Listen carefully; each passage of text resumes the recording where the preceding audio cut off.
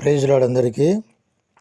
ఈరోజు మన వాక్య ధ్యానాంశం 1 యోహాను 3వ అధ్యాయం 15వ వచనంలో, తన సహోదరుని ద్వేషించువాడు నరహంతకుడు, ఏ నరహంతకుని యందును నిత్య జీవం ఉండదని మీరెరుగుదురు అని యోహాను గారు స్పష్టంగా తెలియజేస్తూ ఉన్నారు.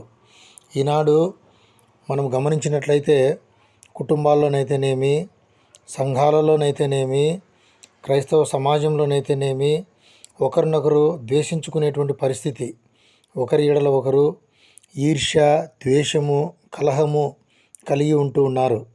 కాబట్టి వీరి యందు నిత్య జీవం ఉండదు.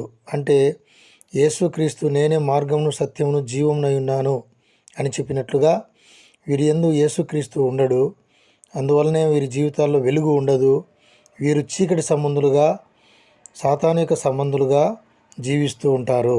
కాబట్టి మనము యేసుక్రీస్తు మన ఎడల చూపిన ప్రేమను మనం కూడా మన సహోదరుల ఎడల చూపించి మనం నిత్య జీవమునకు వారసులగుదుము గాక. దేవుడు మిమ్మును దీవించును గాక. Praise lord.